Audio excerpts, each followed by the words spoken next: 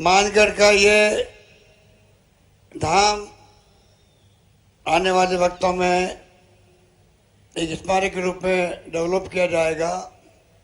भारत सरकार ने वादा किया था, वादा निभाया नहीं है प्रधानमंत्री जी ने।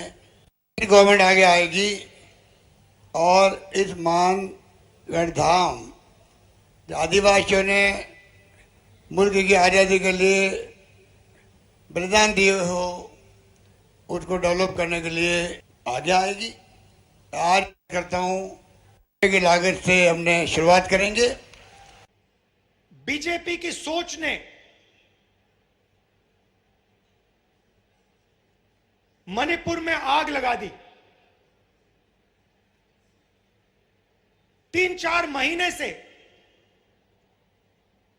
मणिपुर में आग जल रही है, लोग मारे जा रहे हैं, बच्चे मारे जा रहे हैं, महिलाओं का बलात्कार हो रहा है।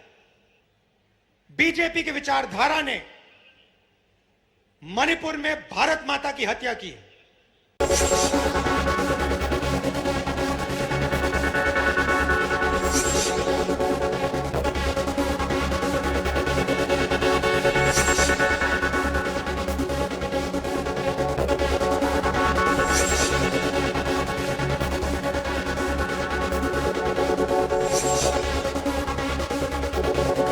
नमस्कार जंटी में स्वागत आपका। मैं हूं योगेंद्र। आप देख रहे हैं खास खबर। खास खबर में हम बात करेंगे राहुल गांधी के राजस्थान के मानगढ़ धाम यात्रा। तो यात्रा कहें, लेकिन ये चुनावी यात्रा, और इसी के साथ कांग्रेस के चुनावी शंखनाद की बात भी कही जा सकती है। मेवाड़ की धरा से, मेवाड़ की धरती एक गौरवान्वित करने वाली एक ऐतिहासिक पृष्ठभूमि और धार्मिक आस्था की भूमि है। वागड़ भी इसी का हिस्सा है। और यूँ अगर हम बात करें तो मानगढ़ का अपना एक महत्व है। और जब आज का दिन आज़ादी के आंदोलन के लिए खास हो तो मानगढ़ धाम का महत्व और बढ़ जाता है। इसे राजस्थान का जलियांवाला बाग भी कहते हैं। कई मरतबा आप लोगों ने सुना होगा। लेकिन बात यहाँ राहुल गांधी के स्पीच की। राहुल गांधी ने अपने अंदाज में आरएसएस और बीजेपी पर जमकर निशाना साधा। उन्होंने कहा कि आदिवासी आदिवासी होते हैं, उन्हें आरएसएस और बीजेपी वनवासी कह रहे हैं जो इनके साथ अन्याय कर रहे हैं। उन्होंने ये भी कहा कि आपके हकों पर डाका डालना चाहते हैं, अपने मित्रों को आपकी जल, जंगल और जमीन देना चाहते हैं। कांग्रेस है जो आपका ध्यान रखती है। इसी दौरान मुख्यमंत्री अशोक गहलोत ने कहा कि मूल ओबीसी का जो आरक्षण है उसे बढ़ाया जाएगा और 21 से 28%। जातीय जनगणना की बात कही, टीएसपी क्षेत्र से ट्रांसफर हो सकेंगे। खैर चलिए, जो चीजें हैं वो आप स्क्रीन पे भी देख सकते हैं। तो हमारे साथ इस मुद्दे पर चर्चा करने के लिए हमारे सहयोगी अनिल सैन हमारे साथ हैं, अटल खंडेलवाल जी हमारे साथ भाजपा से, नितिन सारस्वत जी हमारे साथ कांग्रेस से हैं। अटल जी, आपके पास आना चाहूंगा। राहुल गांधी ने सीधा आरएसएस और बीजेपी पे आदिवासियों को लेकर के हमला बोला है। कहा जा रहा है कि उन्हें गुमराह किया जा रहा है, उनके हकों को छीना जा रहा है। देखिए साहब, राहुल गांधी जी जहाँ भी जाते हैं, मैं आपको स्पष्ट कर देना चाहूँगा कि वो केवल और केवल बांटने का काम करने हैं। वो आदिवासियों को कैसे बढ़ाना है उसकी कोई चर्चा नहीं। आज भी उन्होंने चिर परिचित अंदाज में भड़काऊ और डिवाइड एंड रूल जैसा सा काम किया। उन्होंने आज इंदिरा जी आई बहुत बार मानगढ़ में और आदिवासी क्षेत्रों में, राजीव जी आए, राहुल जी खुद 5 साल पहले आए। पायलट साहब ने आज ही की सभा में कहा कि हम राहुल जी आए, लेकिन उन्हें इंदिरा गांधी जी के शब्द आज याद आए कि भाई 2004 से वो राजनीति कर रहे हैं कि 2000 मेरी दादी ने बहुत पहले मुझे ये बताया कि ऐसा ऐसा हुआ और ये जमीन इंदिरा आदिवासियों की ये जमीन जो है वो आदिवासियों की जमीन है, ये भारत की जमीन है, वो भी आदिवासियों की जमीन है। हम ये कहना चाहते हैं कि बातें मत करो। 70 साल आपके रहे, आपने क्या एक प्रधानमंत्री आदिवासी दिया? क्या आपने कोई राष्ट्रपति आदिवासी दिया? हम लोग ने दिया आदिवासी राष्ट्रपति, हम लोगों ने दिया। तब अधीर रंजन चौधरी जी ने, न जाने उनकी महामहिम के शब्दों में भी बहुत सारी उजूल फुजूल बात थी। जब हमने उनसे माफ़ी मांगने को कहा तो भी उन्होंने मना कर दिया कि उसमें कोई नहीं, राष्ट्रपति पत्नी पता नहीं क्या क्या उजुर। तो इन लोगों की जो चरित्र है और नीयत है उस पर सदैव शंका बनी रहती है। 60-70 सालों के अंदर आप अगर इनकी सरकारों पे गौर करें तो आदिवासियों का धर्मांतरण इन्हीं के राज में हुआ। हम तो ये चाहते हैं कि हम ये कहते भी हैं, ये पूरी जमीन 142 करोड़ हिंदुस्तानी जो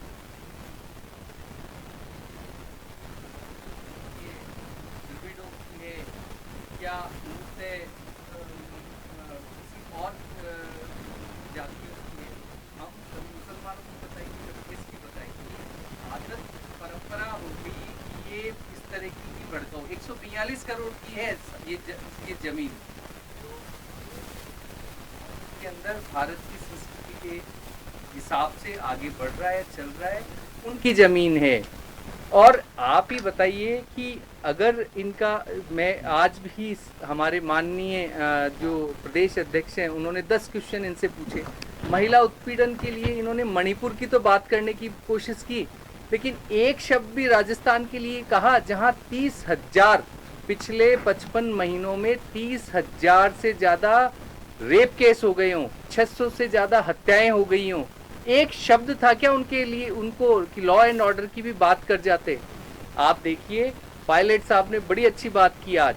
उन्होंने कहा कि वो लोग जो लड़ झगड़ कर, जो संस्कार रहित हैं, छल कपट कर, ईर्ष्या कर सरकार में हैं, उनके जाने का समय आ गया है। इसी के साथ मैं मेरी बात पूरी कर।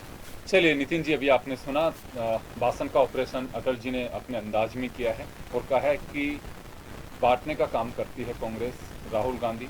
अभी तक आदिवासी को प्रधानमंत्री नहीं दे पाए।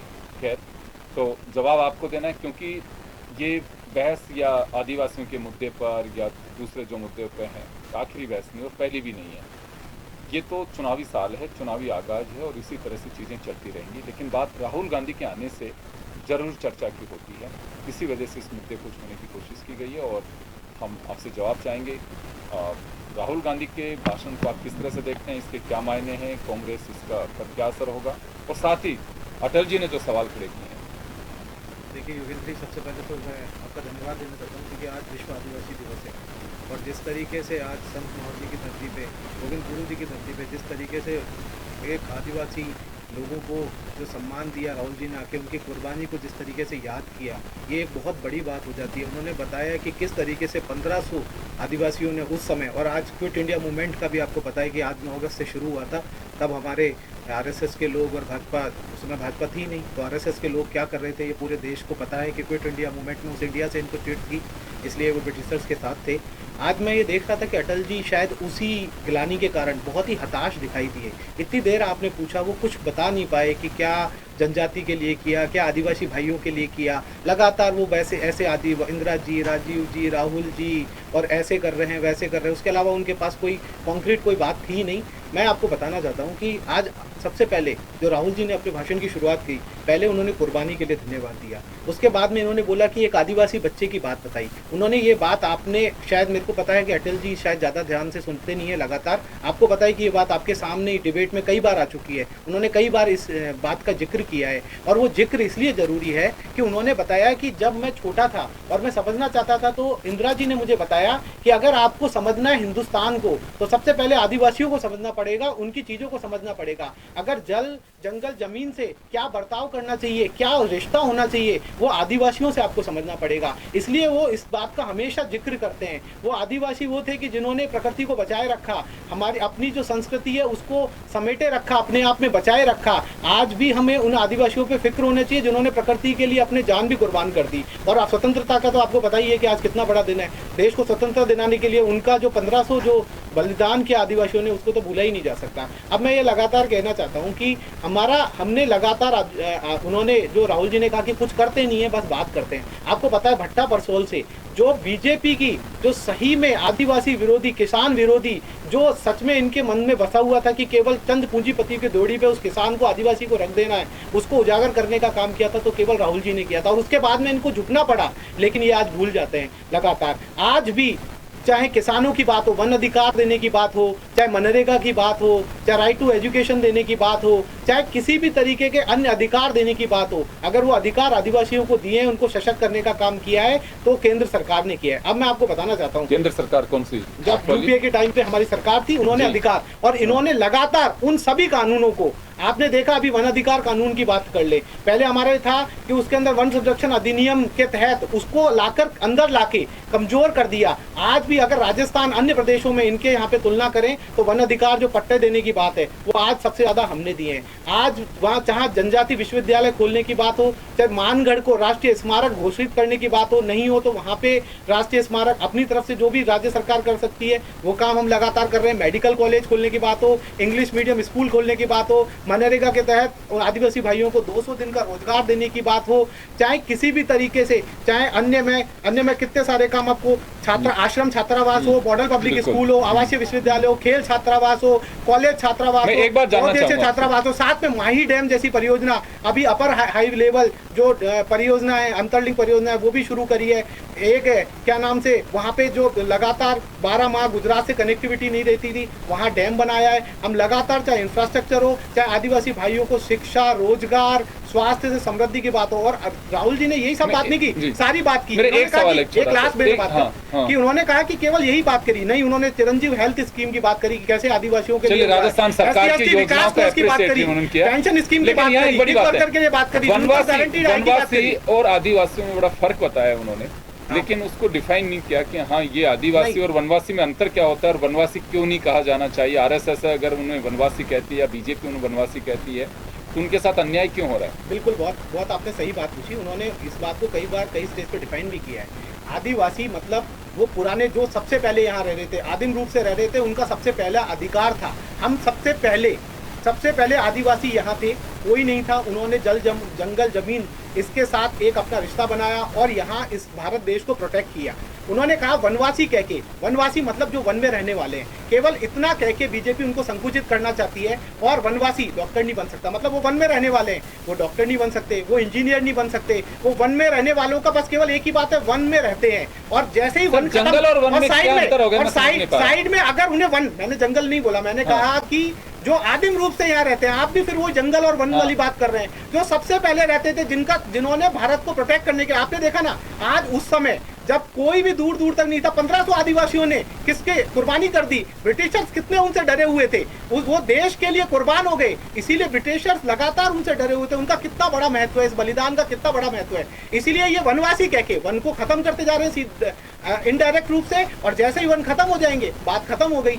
ये SC/ST के लिए जितने भी आपने देखा, चाहे ये PSU खत्म कर रहे हो, नौकरियां खत्म कर रहे हो, इनडायरेक्ट एंट्री जो ले रहे हैं, इनडायरेक्ट जो लेवल एंट्री IAS के अंदर ले रहे हैं, ये सब किसको नुकसान पहुंचा रहा है? हमारे उन आदिवासी भाई बहनों को नुकसान पहुंचा रहा है। और लगातार ये आदिवासी भाई बहनों के अधिकारों को खत्म करके उन्हें केवल वनवासी तक सीमित रखना चाहते हैं। जैसे वन खत्म हुए, उनकी सारी चीजें खत्म हुई, उनकी पहचान को खत्म करने के लिए भाजपा का पूरा षड्यंत्र है, यही उन्होंने बताया। अनिल, एक बात मैं जरूर जानना चाहूंगा कि जब भी राहुल गांधी को स्पीच देते हैं किसी सभा में, एक नई बहस को जन्म जरूर दे देते हैं।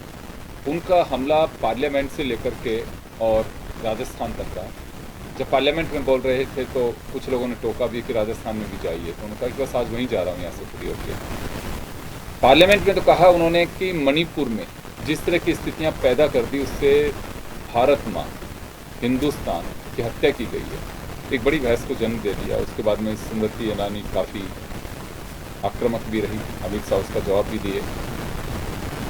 राजस्थान में आकर के उन्होंने बीजेपी RSS को आड़े हाथों लेके कहा कि आदिवासियों को वनवासी कह करके और उनके साथ अन्याय कर रहे हैं। एक बड़ी बहस राहुल गांधी यहाँ पैदा करके चले गए हैं, और लगता है कि चुनावी साल में अब राहुल गांधी के साथ में कांग्रेस के कितने नेता इस बात को बोल पाएंगे, नहीं बोल पाएंगे, एक अलग विषय है।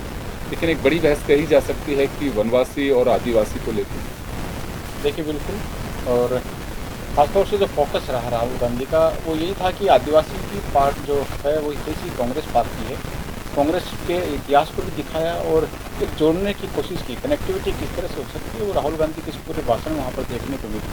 लेकिन फिर भी क्या वनवासी और आदिवासी अलग अलग होने से, शब्दों के भेद से, क्या आदिवासी के हितों पर कोई कुठाराघात हो रहा है, क्या उनके कोई अधिकार छीन रहे हैं, या फिर यहाँ पर एक चीज़ और होनी चाहिए थी क्योंकि तमाम बीजेपी अगर कहेगी तो अपनी चीज़ें गिनाएगी, बताएगी कि आदिवासियों की इतनी सौगात यहाँ पर दी है। कांग्रेस यहाँ पर स्टेट गवर्नमेंट में है, अपने अपने दावे और जो काम किए हैं वो भी यहाँ पर गिनाए जाएंगे। लेकिन अगर आदिवासी क्षेत्र में जाकर आज भी रिसर्च की जाए, उन लोगों पर कितना विकास हुआ है, डिमांड उन लोगों की क्या है, यथास्थिति अगर वहाँ पर देखी जाए तो लगता है जितने दावे और जितने वादे किए गए हैं क्या आदिवासियों के हितों के लिए वहाँ पर हुए हैं। अमूमन तौर पर ये देखा जाता है जब भी चुनाव होते हैं, विधानसभा के चुनाव हों, लोकसभा के चुनाव हों, तो इस तरह की चीज़ें ज़्यादा निकल कर आती हैं।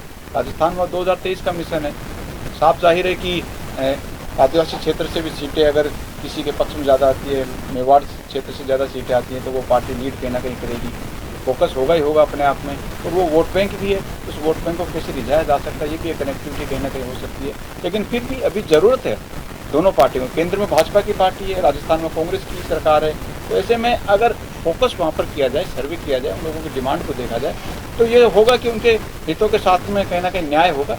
और अगर इस तरह से वनवासी और आदिवासी में बांटेंगे तो शायद उनके लिए कुठाराघात ही कहा जा सकता है। राहुल गांधी ने मंच से कहा कि उनके लिए अपमान है। अपमान तब भी होता है जब उनके पास में जो योजनाएं हैं, जो चीज़ें नहीं पहुंचती हैं, उन लोगों को पता तक नहीं होता कि ये योजना उनके लिए बनी थी, अब वो योजना भी लैप्स हो गई है। ये तमाम चीज़ें हैं जो कि सियासत का शिकार हो जाती हैं। ये जरूर कहा जा सकता है कि जनसभा थी और जनसभा चुनावी भी थी, हालांकि सम्मान की देने की चीज़ें मानगढ़ धाम से जरूर की गई, लेकिन फोकस कहीं ना कहीं चुनावी रहा और उसकी तस्वीर भी मन से देखी गई। बिल्कुल, ये तो पहले से अपेक्षित था कि चुनावी शंखनाद होगा और राहुल गांधी की सदस्यता बहाली के बाद में एक अलग अंदाज में भी देखेंगे, क्योंकि पार्लियामेंट के बाद में, पार्लियामेंट में भी और पार्लियामेंट के बाहर भी पहली जनसभा पब्लिक मीटिंग के रूप में देश में हुई। और न केवल राजस्थान, पूरे देश की निगाहें टिकी हुई थी कि राहुल गांधी का अंदाज क्या होता है। लेकिन आपको लगता है कि जो अंदाज राहुल गांधी का पहले रहा, उस अंदाज के साथ में अभी भी कोई कंप्रोमाइज़ नहीं किया उन्होंने? देखिए, पहले जैसा फ्लो तो नहीं था शायद राहुल गांधी का। तो लगता है कि कुछ सांसद जो खतरे में पड़ी थी सांसदी, उससे वह बाद में बहाल जो हुआ, जो फ्लो था पहले हमने देखा था राहुल गांधी फ्लो में चल रहे थे। भारत जोड़ो यात्रा एक उत्साहित चेहरा नजर आ रहा था। और आज की जनसभा क्योंकि काफ़ी शॉर्ट भाषण भी रहा और जिस तरह से हमलावर थे, हमने पहले के भाषणों को अगर देखा जाए, अडानी अंबानी का जिक्र 20-20 बार, 15-15 बार हुआ करता था। प्रधानमंत्री पर ये क्या 2 बार किया आपकी बात? इस बार इतना कुछ ज़्यादा तीखा हमला भी नहीं रहा। तो चर्चाओं में भी कहीं ना कहीं उनके अडानी अंबानी कम ही रहे, तो कुछ असर इसका कहा जा सकता है। राहुल गांधी शायद उस लाइन को या तो छोड़ रहे हैं या फिर उस ट्रैक पर आने में शायद समय यहाँ पर जरूर लगेगा। जी बिल्कुल, योजनाओं का जिक्र मुख्यमंत्री ने भी किया और राहुल गांधी ने भी किया, अटल जी, और बताया कि आदिवासियों के लिए क्या कुछ उन्होंने किया है, सरकार क्या योजनाएं लेकर के आ रही है और क्या कुछ कर रही है। इंदिरा जी का जिक्र आपने कर ही दिया। मणिपुर के लिए जरूर उन्होंने कहा है कि मणिपुर में जिस तरह के हालात पैदा कर दिए, क्योंकि वहाँ भी आदिवासी बैठते हैं, और उसका जिक्र यहाँ पे करना पहले से भी लग रहा था कि मणिपुर को लेकर के जिक्र करेंगे। मणिपुर को लेकर के कहा कि केंद्र मौन है और उनकी नीतियों की वजह से वहाँ इस तरह के हालात बने हैं। देखिए साहब, मणिपुर के हालात पे अब चर्चा हो ही रही है, सदन के अंदर चर्चा करनी पड़ेगी। है विश्वास प्रस्ताव ये लाई चुके हैं, तो ये चर्चा तो जारी रहेगी। 11 तारीख से है इसका। आप देखिए कि आदिवासियों की अगर इनको इतनी अगर बहुत ज़्यादा चिंता थी, तो मेरा तो पहला सवाल है, पहले तो हमारे जो साथ के जो साथी थे उन्होंने कहा साहब आदिवासी मानी कि आदिकाल से जो रहते आए हैं वो लोग हैं आदिवासी। तो हम कौन हैं, आप कौन हो, यहाँ जो बैठे हुए हैं जो पढ़ लिख लिए, हम कौन लोग हैं, कहाँ से आए हैं, क्या हम इसमें हैं या नहीं हैं। और वनवासी, ये जो शब्दों का मायाजाल और जिस तरीके से जो आदिवासी वैसे ही बहुत सीधे सरल मन के होते हैं, उनको ये शब्दों में जाल बिछा करके और बांटने का जो काम इनका अंदाज है, वो ही हमारी परेशानी का सबब रहता है कि भाई ऐसा मत करो मत करो मत करो। मणिपुर, अब मैं आ जाता हूँ, मणिपुर में भी यही हालात है। इनका मणिपुर सही होने का कोई वो नहीं है। कल आप देखिए दिल्ली के लिए वो जैसे ही अध्यादेश आया सर्विसेज को लेकर के, तो ये सारे के सारे एक तरफ बैठे थे, इन्होंने मणिपुर की कोई चर्चा नहीं की। सारे जितने भी इनके ईस्ट इंडिया कंपनी वाले हैं वो एक दल बना करके और एक तरफ बैठ गए और उसको लेकर के बिल पे चर्चा करनी थी, चले गए बाहर। मैं ये पूछना चाहता हूँ, ये कह रहे हैं कि हमने ये किया वो किया, तो हम तो कह रहे हैं हमने तो माननीय राष्ट्रपति जी को बड़े आदर के साथ हमने उनको बोला कि आप राष्ट्रपति बनिए, उस वक्त समर्थन दे देती ना कांग्रेस। अगर इतनी आदिवासियों की चिंता थी तो क्यों नहीं दिया इन्होंने समर्थन। आप देखिए, जनजातीय विकास के लिए केंद्रीय बजट में 4 गुना वृद्धि हो गई। 2013-14 में 21 करोड़ के करीब इनका बजट था आदिवासियों के लिए, जो 22-23 के अंदर 87 करोड़ से ऊपर हो गया। छात्रवृत्ति दोगुनी कर दी गई है। एकलव्य विद्यालयों की संख्या 5 गुना, मतलब जो 2004 से 14 तक 90 विद्यालय थे 512 हो गए। तो ऐसी बहुत सारी योजनाएं हैं। मेरा ये सिंपल सा है कि इनका जो मानगढ़ आना है वो केवल और केवल राजनीतिक तुष्टीकरण का कारण है, क्योंकि इनके 11 सीट है 28 में से। मेवाड़ और अगर वांगड़ की बात करें तो वहाँ 11 सीटें हैं। 28 टोटल कॉन्स्टिट्यूएंसी में 11 होने की वजह से वो वहाँ जाकर भी डिवाइड एंड रूल इसी पर अटके हुए हैं। और हम लोगों का है कि वैचारिक वनवासी किसे कहोगे आप? वनवासी, वनवासी मानी जो लोग जो कि आज भी वंचित हैं, जो लोग पढ़ नहीं पाए, जो लोगों को समुचित एजुकेशन और संसाधन नहीं मिल रहे। अभी भी यही स्थिति इन्हीं बहुत सारी जगह दो बातें मेरा सवाल होगा। जैसे आपने कहा, सुनिए मैं 2 सवाल होंगे। बिल्कुल। मध्य प्रदेश लगता हुआ है, अगर आप सारे वनवासियों की बात करते हैं, वहाँ लंबे समय आपकी सरकार, राजस्थान में आपकी सरकार है, केंद्र में 9 साल से आपकी सरकार है। अभी भी अगर आप कह रहे हैं, और अगर मान लो 60 साल 58 साल 65 साल की दुआई देंगे तो 9 साल आई थिंक कम नहीं रहते हैं किसी को डेवलपमेंट के लिए। बिल्कुल नहीं रहते। और अभी आप कह रहे हो कि वहाँ पे हालात अभी भी ऐसे ही नहीं, लेकिन देखिए बहुत परिवर्तन है ना। हम ये इतनी सारी जनसंख्या, इतना एम्प्लॉयमेंट कहाँ से आ रहा है? ये एजुकेशन में इतने सारे लोग कहाँ से आ रहे हैं?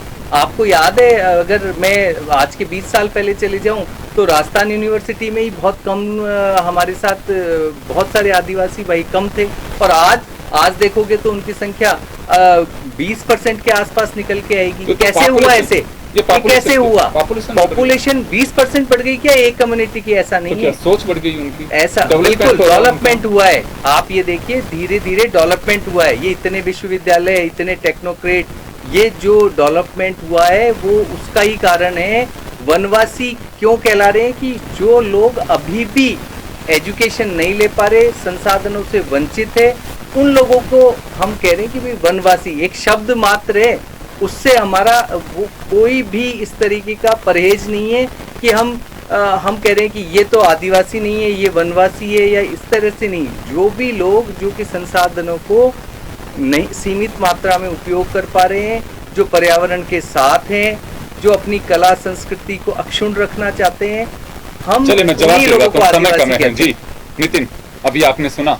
देखिए, मैं सबसे पहले बात करना चाहता हूँ कि स्कूल कॉलेज किस तरीके से खोलते हैं। कि प्रधानमंत्री जी ने बोला था कि हर साल में एक IIT खोल रहा हूँ, और वहीं संसद में अगर जवाब देते हैं तो बोलते हैं 5 साल में एक भी IIT नहीं खुला। तो इस तरीके से ये कितना भी IIT खोल सकते हैं, वो राज्यसभा का जवाब आप सबने हमने देखा हुआ है, तो वो मेरे को बताने की जरूरत नहीं। दूसरा मैं बताना चाहता हूँ, कांग्रेस ने 2010 में ये निश्चय किया था कि बजट में SC/ST की जनसंख्या के आधार पर बजट का हिस्सा सुनिश्चित किया जाएगा। इन्होंने आते ही SC/ST सब प्लान को खत्म कर दिया। वन अधिकार अधिनियम को मैंने बताया, चाहे क्या नाम से मनरेगा एक्ट को हो, चाहे लैंड एक्विजिशन बिल को, आपको बताया हम लोगों ने विरोध किया, इन सबको कमजोर करने का काम किया। आज 2016 से 21 तक NCRB के आंकड़े हैं, आदिवासियों के अपराध 33.4% बढ़े हैं। SC/ST OBC की फेलोशिप की जो ये बात कर रहे थे, उसमें 2023 के बजट में 41% कटौती कर दी है। ST के उत्थान के लिए नीति आयोग की रिपोर्ट है, वो हमारा नहीं है, नीति आयोग की रिपोर्ट है कि जो सेंट्रल स्कीम और सेंट्रल स्पॉन्सर्ड स्कीम में 4.9% हिस्सा है, वो 8.2% होना चाहिए, उस पर कोई ध्यान नहीं है। अब मैं ये लगातार कहना चाहता हूँ, ये मणिपुर की बात करते हैं, बहुत ही गंभीर बात है। वहाँ हमारे आदिवासी भाई हैं, हम सब ने देखा कि राज्यपाल से लेके मुख्यमंत्री ने बताया कि वहाँ ऐसे हाल है, सैकड़ों ऐसी घटनाएं जहाँ पे महिलाओं को निवृत्त घुमाया गया, वहाँ पे कानून का कोई राज नहीं बचा है। आज 90 दिन से ज़्यादा हो गए, मणिपुर पे ना प्रधानमंत्री शब्द बोले, ना प्रधानमंत्री वहाँ पे गए, सब जगह घूम के आ गए। इंपॉर्टेंट बात ये है कि जब ये सब कुछ हो रहा है, या तो आप करने में फेल हैं, अगर मुख्यमंत्री खुद अपने शब्दों से कह रहा है कि मेरे कंट्रोल में कुछ नहीं है, आप उसको हटा नहीं रहे। आज राहुल गांधी जी ने भी वही बात कही जो पूरे देश के दिमाग में है कि जो हमारी सेना का पराक्रम है, हमारे देश का हिस्सा है मणिपुर, वहां पे 2 दिन में हमारी सेना कंट्रोल कर सकती थी। आज 90-92 दिन बाद में भी वो कंट्रोल क्यों नहीं कर पा रही? क्योंकि उन्होंने बिल्कुल सही बात कही, ये जोड़ने का, ये कैरोसिन डालने का काम करते हैं, ये कैरोसिन डाल के आंख लगा के अलग हो गए। क्या आपको लगता है कि हमारी सेना 90 दिन बाद भी कहीं किसी ऐसी स्थिति को कंट्रोल ना कर पाए? आपने कल देखा किस तरीके से पुलिस और क्या नाम से पुलिस सेना आमने सामने, कहाँ लोगों को काट के घर के आगे लटका दिया जा रहा है। इतनी हिंसा हो रही है कि मतलब कोई कंट्रोल से बाहर, आज भी वही स्थिति बनी हुई है। कोई डेलीगेशन, कोई प्रधानमंत्री जी खुद गए हो, कोई बात नहीं है। हमने चर्चा अविश्वास प्रस्ताव मजबूरी में लाना पड़ा है, क्योंकि 267 इतना महत्वपूर्ण विषय था, जहां पे एक देश का, हमारा एक राज्य 2 हिस्सों में बट गया है, जहां आपस में लोग एक दूसरे की जान के दुश्मन बने हुए हैं। राज्यपाल और मुख्यमंत्री कह रहे हैं कि हमारे कंट्रोल में नहीं, और वहां पे आप 267 के तहत बहस नहीं करना चाहते। आप राजनीति करने के लिए 36 सेकंड देते हैं, उससे पहले ऐसी स्थिति, ऐसे अराजक माहौल क्या देश ने कभी देखा था? उसमें आप केवल चुनावी राज्यों का नाम लेते हैं। क्यों? क्योंकि केवल वहां चुनाव है, आपका पूरा फोकस केवल चुनाव पे होता है। आप बाहर बोलते हैं मेरा बूथ मजबूत पे बोलते हैं, आप छोटी छोटी रेलगाड़ियों को झंडियां दिखा सकते हैं, लेकिन आप उसके ऊपर बयान नहीं दे सकते। अरे देश का प्रधानमंत्री अगर ऐसी चीज पे बयान नहीं देंगे तो कौन बयान देंगे? केवल एक ये कारण था। मैं लगातार बताना चाहता हूँ कि हम लोगों ने यहाँ राजस्थान की गहलोत सरकार ने, आपने लगातार देखा, चाहे बेणेश्वर धाम से रिलेटेड कोई काम हो, हमने मानगढ़ स्मारक के लिए, अरे आप अपना क्रेडिट ले लेते कि राष्ट्रीय स्मारक घोषित किया। उसका बहुत महत्वपूर्ण कारण था कि वो अगर राष्ट्रीय स्मारक घोषित होगा तो, क्योंकि वो बलिदान, जलियांवाला वाला बाग जैसा बलिदान था, वो पूरे देश में उसका मान सम्मान होना चाहिए। आप उसमें भी राजनीति कर रहे, उसमें भी नहीं किए। वनाधिकार पट्टे में आज 49,126 पट्टे हमने दिए, इन्होंने तो एक्ट को कमजोर कर दिया। आज बीजेपी शासित राज्य वो पट्टे देने में कहीं भी दूर दूर तक नहीं है। चाहे मैंने आपको बताया कितनी सारी योजनाएं, अपर हाई कैनाल परियोजना हो, चाहे वहां रोड जोड़ने का काम हो, चाहे उत्तर मैट्रिक छात्रवृत्ति हो, चाहे आवासीय विश्वविद्यालय हो, सब चीज को हमने किया। हमने आदिवासी विश्वविद्यालय तक खोल दिया, इंक्यूबेशन सेंटर खोला है, जहाँ पे आदिवासियों को उद्योग के लिए प्रशिक्षण दिया जाएगा।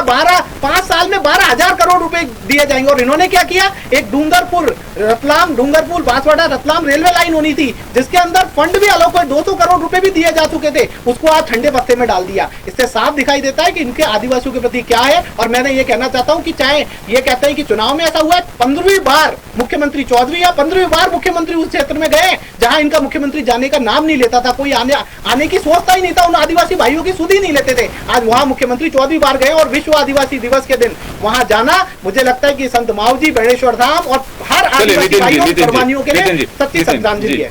चलिए अनिल, समय कम है लेकिन आपके पास आना चाहूंगा। बेशक एक दूसरे पे छिटाकसी चल रही हो, आईना दिखाने की कोशिश की जा रही हो, पर डेवलपमेंट कुछ तो हुआ होगा। और अगर नहीं हुआ है तो मुझे लगता है कि केवल आदिवासियों का वोट के लिए दोहन किया गया है।